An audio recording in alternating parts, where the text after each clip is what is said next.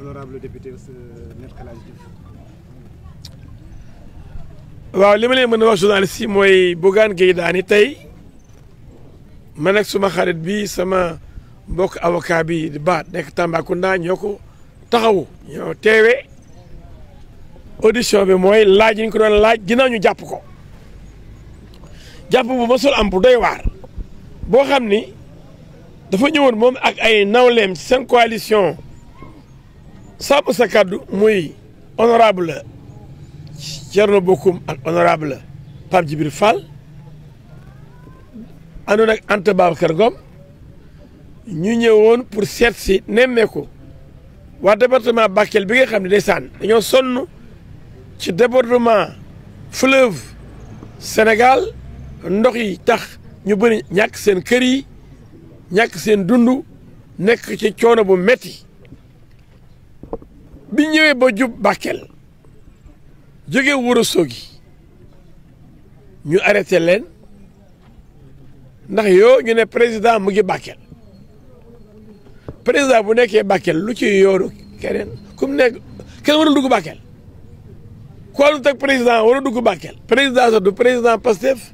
président Sénégal moo ñëw Bakel même opposition mën nañ ko teeru sax bu leen neexee ndax président ñëpp la kon waruñ tere benn opposition buy dugg Bakel ñu ngi wut ay prétexte naan noo taxawal fii même communiqué bi génne dafa ni dañ ne ko négal président jàll ba pare nga soog a dem te président moom bu hélicoptère moom ci da doon naaw ci ngelaw la nekk ci jaww ji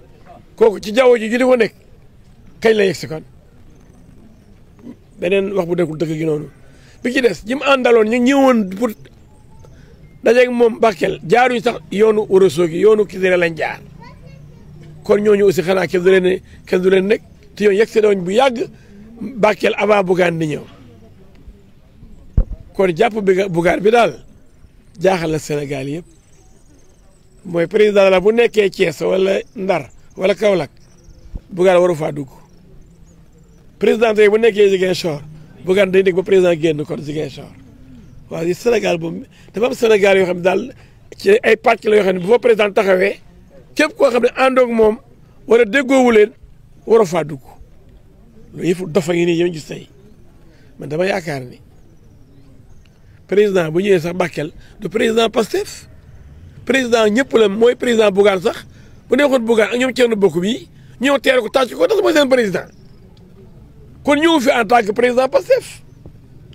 mais naan négal président bu jàllee ñu ne dañ ne ko négal président bu jàllee nga jàll c'est pas vrai président jàllul foofu président ci jaww ji la jaar ak hélicoptère am xanaa li mooy waxi dof parce que xamuñ sax lu ñuy wax ñu di ko taxal Sénégal yi lii tey dafa jaaxal ñëpp gars yi fay ñu sos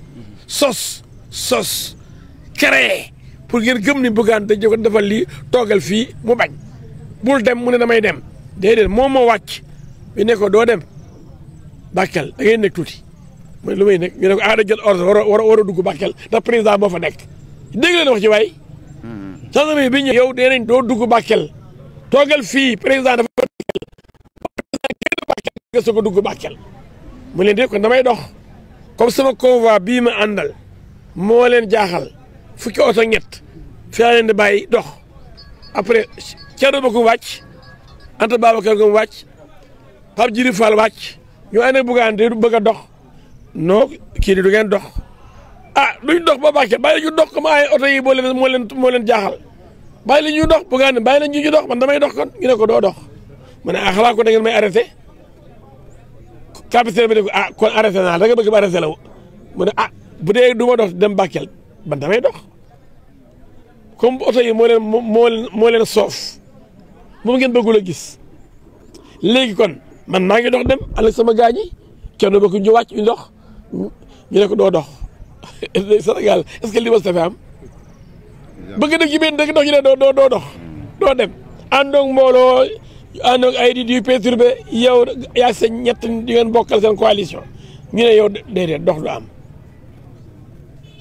luy am nag xanaa ngeen ma bëgg a arrêté ñu ne ko pour capitaine bi ko waaw kon comme da nga bëgg ma arrêté la léegi je t'arrête. par rapport ak communiqué mu ne ko vous allez da ngeen di porter plainte. waaw avant loolu ñoo communiqué boobu dafa grave li mu wax ci Bougane daf ko sosal ci dafa am ay contradiction même ci biir communiqué bi par rapport li ko jàppee ne ko président moo nekk Bakel négal ba génn nga soog a dugg loolu waxi dof la kenn ko nangu bi ci des ñoom ñoo ci communiqué bi ni